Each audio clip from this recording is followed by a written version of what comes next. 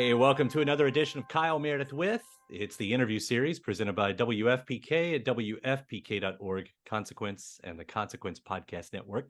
Thanks as always for making your way here and checking out the series. You know what to do. If you like what you see and what you hear, hit that subscribe button. I put out 3 new interviews every single week, so it's a great way to keep up with all of your favorite artists. And I'm so honored and excited today. I've got Jason Scott Lee here. Hello. Hello. Aloha from Hawaii. Aloha right back to you from sunny Kentucky. It feels like Hawaiian temperatures out there today. I've been such a fan for so long, such an admirer of what you do. And it feels like there's, I don't know, maybe as much happening these days as ever. We'll talk about it later, the 30th anniversary of Dragon, the Bruce Lee story. Of course, you're coming off the second season of Doogie on Disney Plus. And then you've got this indie film, The Wind and the Reckoning, which I got to watch, and this feels like one of those stories of sort of like the little film that could, in a sort of way, because this is now becoming a years-long story. Is that right? Yeah, we shot it in the middle of the pandemic, which is an ironic thing because the story is about a pandemic in the Hawaiian Islands back in the late 1800s. And yeah, it is the little film that could. I mean, it's like no money, we're like scrapping together a budget and time restraints. The film was shot in 16 days. Although when you watch it, it doesn't feel rushed or it doesn't feel crunched. It feels very kind of open and big. So we're very stoked. I mean, that it turned out the way it actually did, because with all the obstacles and the red tape, during COVID time, and we were like the first film or first thing being shot after the big COVID-19 hit. Yeah, and then here it is, and now it's got, I think, as it pointed out, international distribution, making it the first. What is it? The first film with Hawaii with international distribution that is spoken in a native Hawaiian language. Yeah, I think it is the first native Hawaiian language film to go out there in a big way, and I think the people of Hawaii, they've been waiting for this for a long time. And I think, we were able to pluck the right story with the right components and a lot of universal principles that adhere to a very human existence. Yeah. Yeah, and that should be pointed out. I mean, we talk about it in that way. In another sense, it's a Western. So you get this story and set in the 1800s, early 1900s, around that. Yeah. Yeah, era right there. Why did it take so long to put out something like this? Wow, that's a big question. Like, even okay, let's say for instance, we had a big distribution screening in Los Angeles sometime last year. Nobody wanted to pick it up, and they said, like, and the producers were like shocked. They were like, we don't understand. We feel that we have something really nice. It's a really nice film. It's beautifully shot. And they said, the amount of how come all the Korean films are being accepted and distributed? And I said, well, there's 75,000 Korean speakers, in America. And, how many Hawaiian language speakers are there? And they said maybe like 3,000. So, and just by going by the numbers, they they couldn't I guess push it for that reason. Yeah, and so that was just another obstacle that set in its place. And I think a lot of the stories with the Hawaiian language are not weren't done right or weren't polished enough to really get out there. And I think it's one of those things that the language, which is so foreign to most people, although everybody makes Hawaii their vacation spot, is sort of very vague. I think in the scope of it all. I think people don't realize that Hawaii was once an independent nation recognized by many international countries and had its own monarchy. I think the only U.S. state that did So there's a lot of history that really has not been told, and there's a lot of education that has not been brought up to speed about this tiny country in the middle of the Pacific Ocean. Yeah, and that's it. It's almost surprising in a few ways. I mean, on one hand, I feel like, we're in a more progressive era with Hollywood than we've maybe ever been with the opportunities.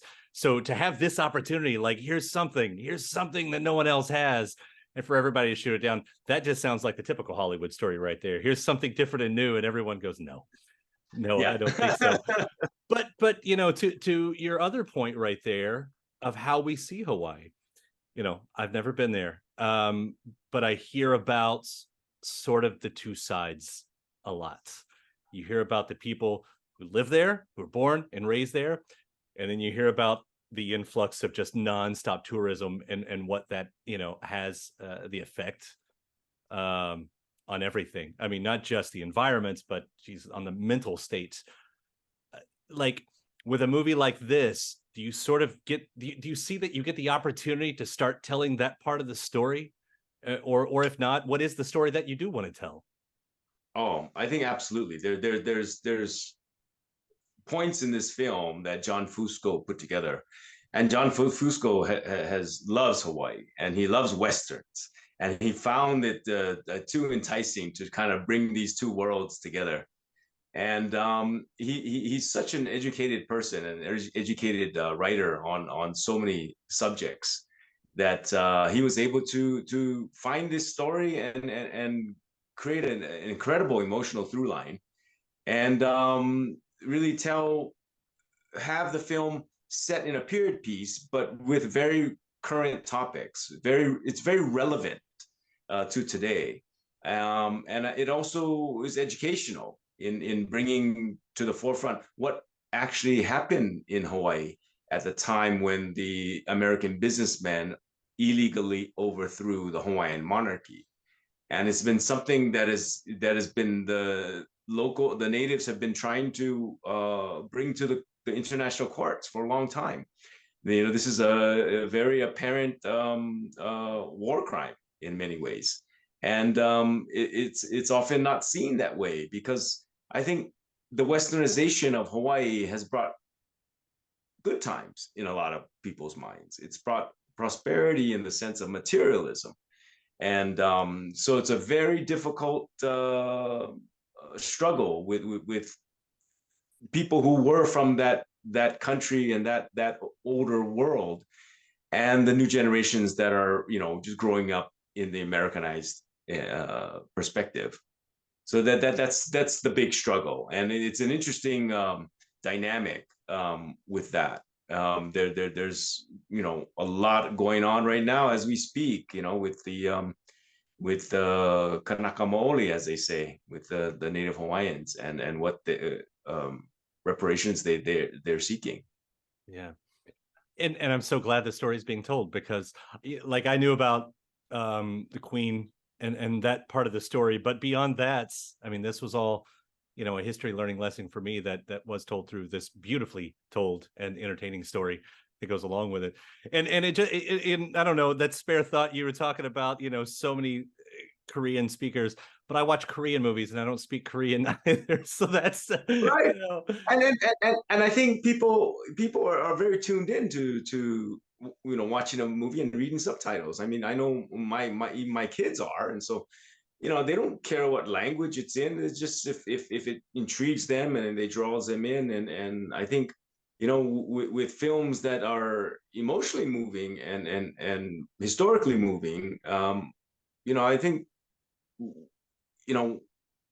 that once again it's an educating factor. I mean, people can learn, and I think listening to like the great filmmakers like Martin Scorsese, you say like this is what cinema is about. I mean, it is about that, exploring new worlds and introducing the public and cinema goers to a new idea, or educating them on an old idea. Um, so I love that about our film, and I love that I was so happy and so stoked to be a part of it, and how it all turned out.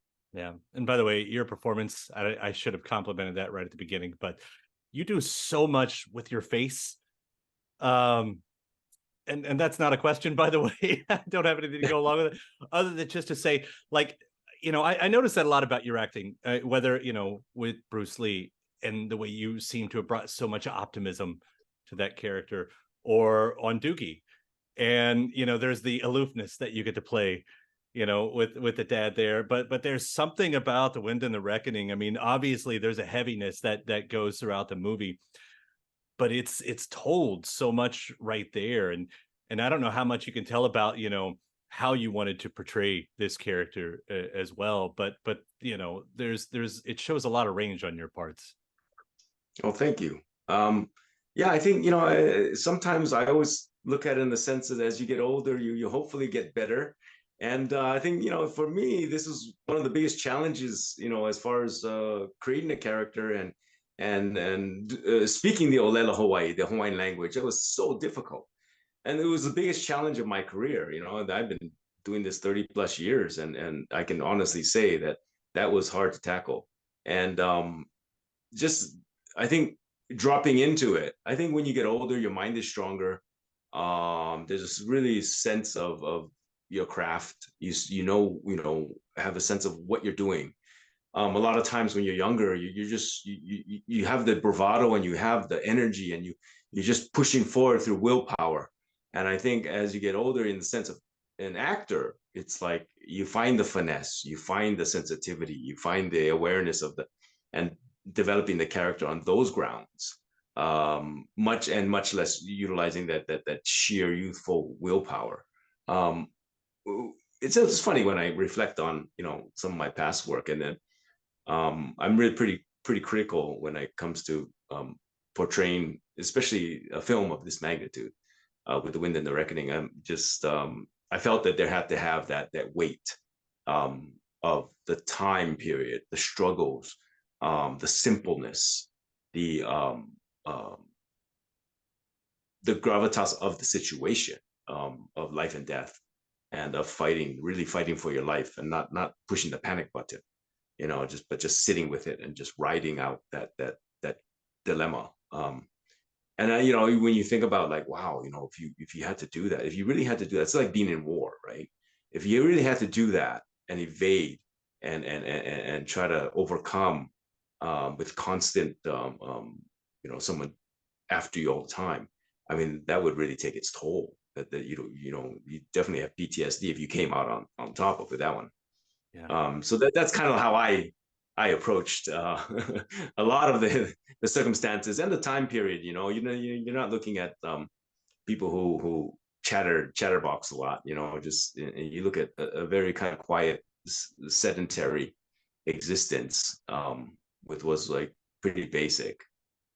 Right.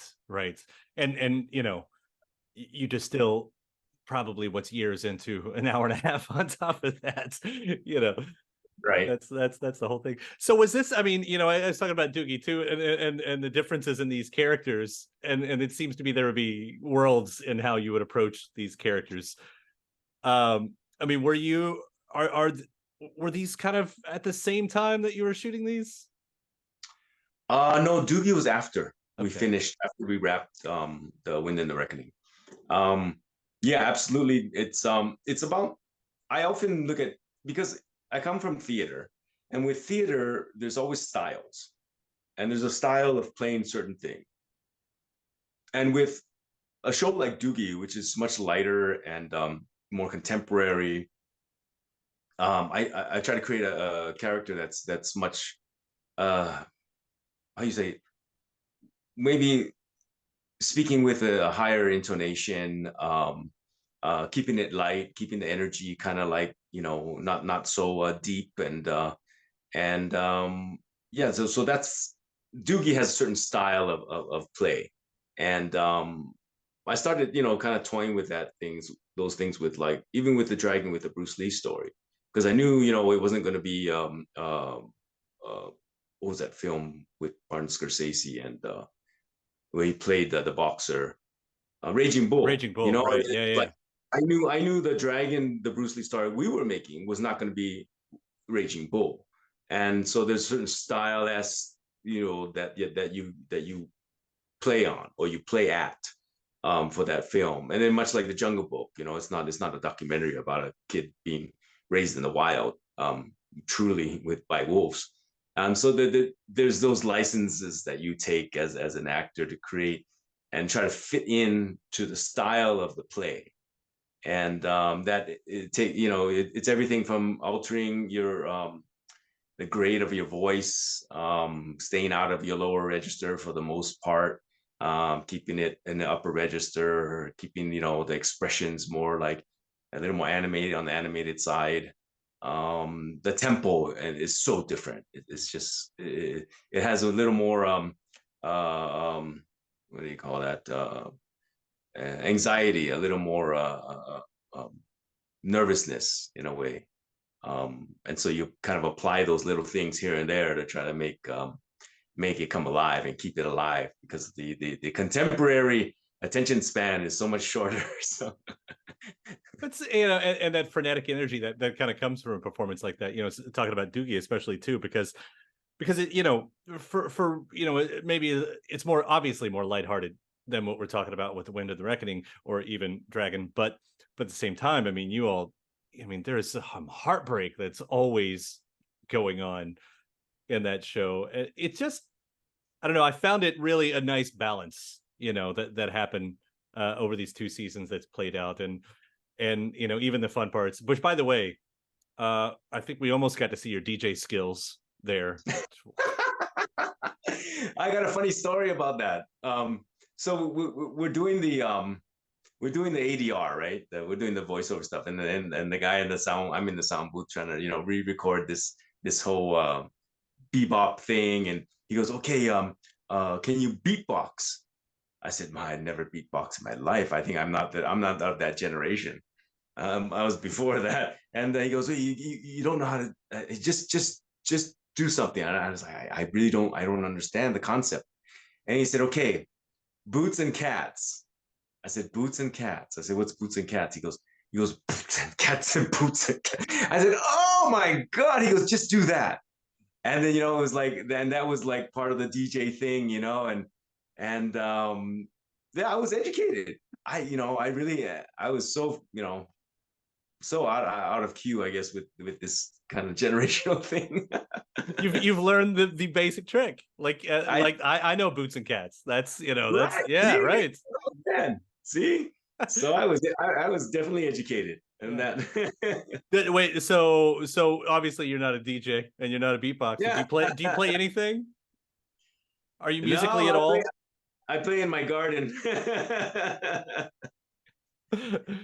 I've heard about that too, because what, you a sustainable farmer? I mean, I yeah. I had it going on for a little while there, and then my family and I moved to Singapore for about 4 years, and we kind of have to shut everything down, sell all the animals, and kind of clean up the homestead and vacate it, and then spent a couple of years in San Diego. So altogether, it was like 6 years, and then COVID hit.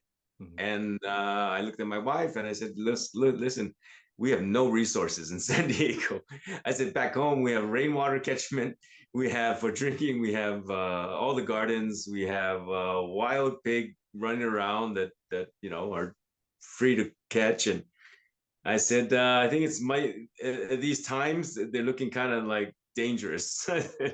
And it was right in the middle of it too. And I had gotten COVID early, like in March of was it 2020. So it's right at the beginning, and that kind of just flipped the switch for us, and we just kind of went, let's get out of here. So we're back on the homestead, and it feels nice, and I'm back in the dirt, and propagating everything again. Yeah, we joke around about that around here because I'm in Kentucky. I'm in Louisville, so I'm in a city and metro, but I'm from a more rural parts, country part, and it's always like, man, if the Armageddon ever happens, we got the farms down there. That's it's all my family's still down there. I completely get that train of thought. Yeah, I hear it's beautiful there. I've never been to Kentucky, but I've seen photos, like you said, of Hawaii. You said of Hawaii. Mm-hmm. We'll have to do a cultural exchange at some point. Hey, there you go. I know musician Jack Johnson. He's in Yeah. Hawaii, and Yes. And we talk every year or so, usually on this type of thing. But just hearing about, I don't know why that surprised me, how similar like the farmlands can be between the two spaces. I mean, obviously I have my image of Hawaii in my head. It's like, right, you can do all of that there. And for some reason I think it is more idyllic though. You got that going on. So Yeah, the climate, you can work with it all year round, unlike the East Coast. right, right. Well, I do want to quickly hit just a little bit more on because it is the 30th anniversary of Dragon, the Bruce Lee story. And just thinking about, it's I think, I don't know, maybe it's the timing and maybe it's what you've, kind of landed with throughout your whole career. But the way all three of these projects that we've talked about, with The Wind and the Reckoning, even with Doogie and with Dragon, the Bruce Lee story, because with all of these, you sort of do get to tell a cultural story. Very specifically in each one of them. Is that, is that something you seek out in a role? Do you find that just really comes to you, and maybe why is it important? Well, I think each project had its own impetus, and with Dragging the Bruce Lee story, it was really about like doing the man justice and conveying that effervescence of the man, the lightness of being, and that also the tenacity that he had. So that was it, and bringing forth the cultural aspects was just a bonus. I mean, of what he was actually trying to do for himself and to share his culture. So one of those are the kind of things that you lucked out. But there were films that I've done specifically to be a part of the culture. Jungle Book, for one, was about being in harmony with animals and sort of having this fantasy like idea of what that would be like, and this communion with nature kind of thing. So a lot of the philosophies where I enjoyed attaching myself to.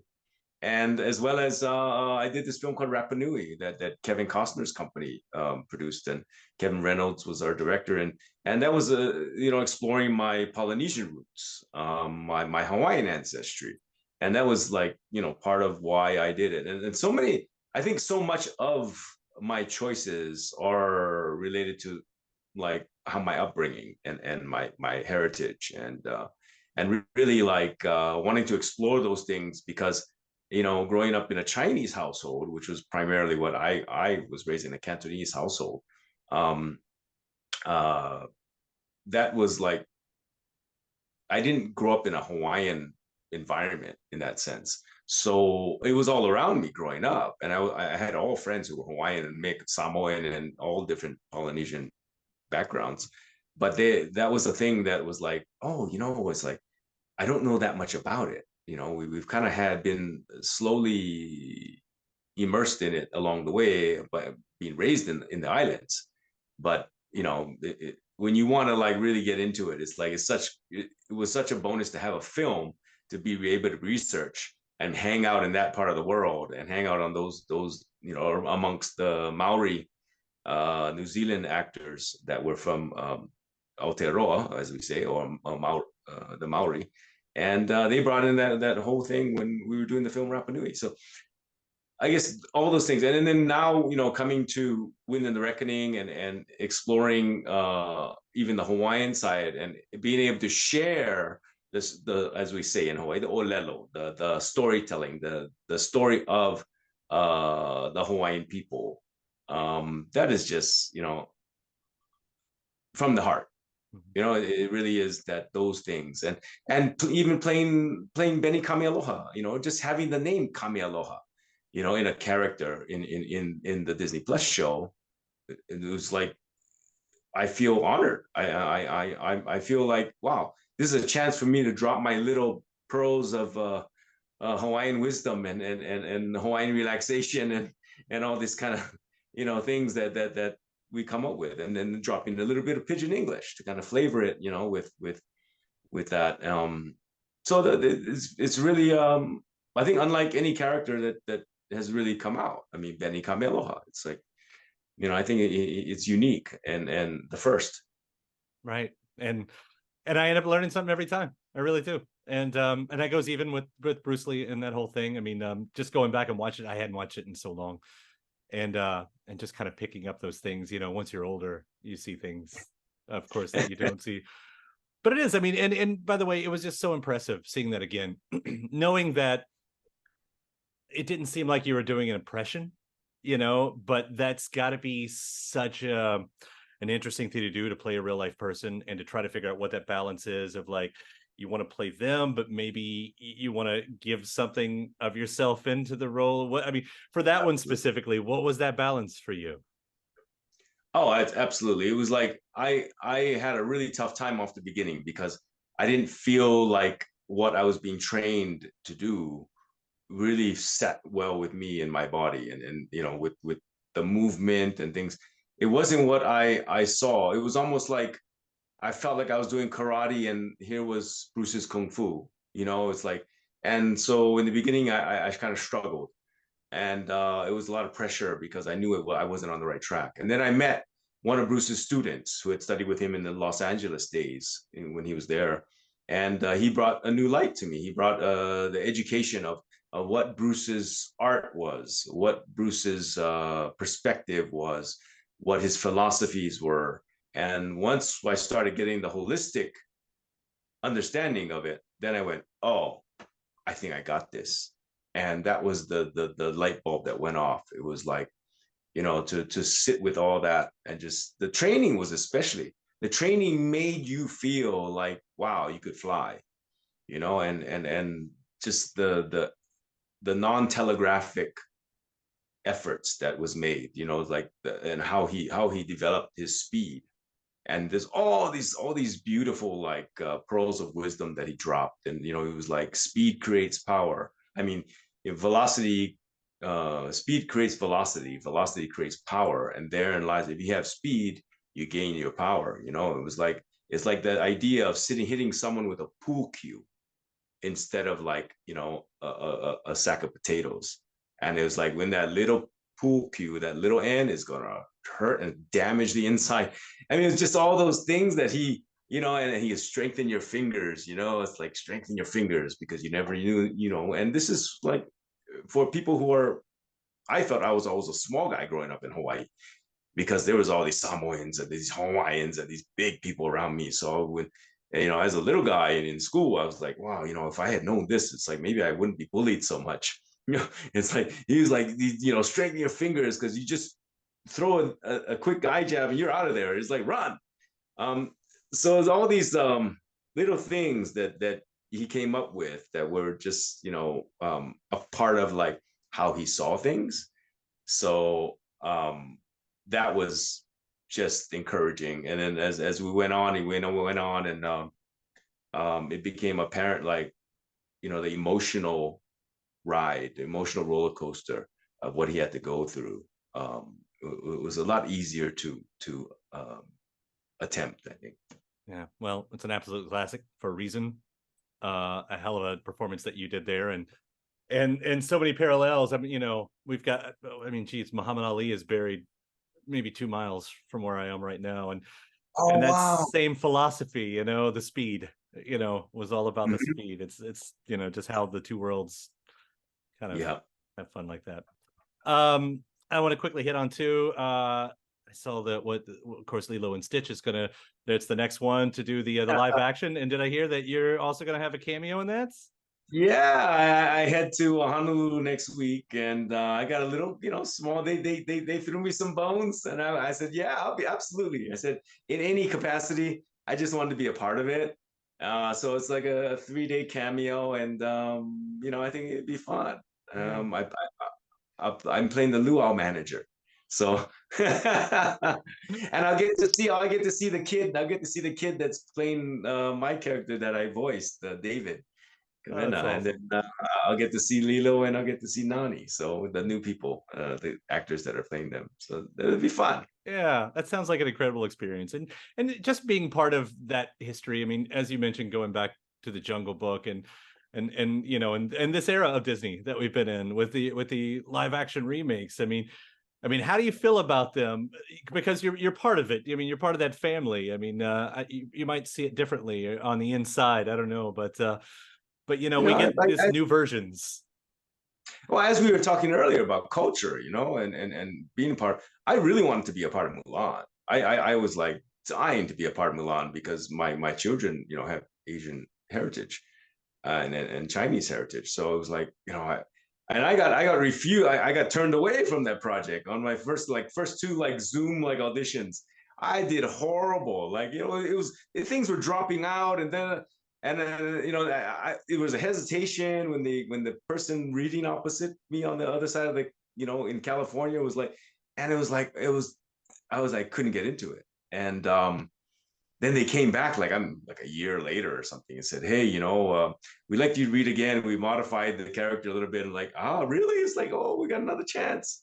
And so yeah, absolutely. And you know, I take it for what it is. You know, it's like, you know, they have a agenda of what they want to see and how they feel audiences are going to respond to it. And I don't have that collection of data, you know, to go off of. You know, as an actor, you're pretty limited in your you know, power scheme. Right. And so yeah, I mean, it's nice to be selected and nice to be recognized, and it's nice to have recognition for your work if it's good work. You know, knock on wood, you know, just the memory's still intact. You can do your line. Well, as you mentioned, and just to be able to tell these stories, to continue to tell these stories as it goes along. I mean, that's been such, as we talked this entire time, you know, such a big part of your career and your work. And I'm grateful for the things that, you know, you've taught me throughout these decades, and just for the great performances that I've been entertained by. And I really appreciate it, man. Thank you so much for taking the time to talk about all this today. Great. Nice to meet you, man. And thanks to my guest. Also, thanks to you for checking out the episode in the series. Before you get out of here, hit that subscribe button. Again, you get 3 brand new interviews every single week. New one every Monday, Wednesday, and Friday at right here on YouTube, or of course anywhere in podcast land, including iTunes, Apple Podcasts, Spotify, Podchaser, NPR, or WFPK.org as well. A great way to keep up with your favorite artists and discover new ones as well. Then after that, actually head over to WFPK.org. That's where I do a show Monday through Friday, 6 p.m. Eastern. It's an hour full of song premieres, music news, anniversary spins, bonus interviews, Monday through Friday, 6 p.m. Eastern at WFPK.org. Consequence has your music and film news. You can also find me on the social media spots, Facebook, Instagram, mostly on Twitter. All 3 of them, the address is at Kyle Meredith. Do hope you like and follow along. That does it for another edition. I'm Kyle Meredith. I'll see you next time.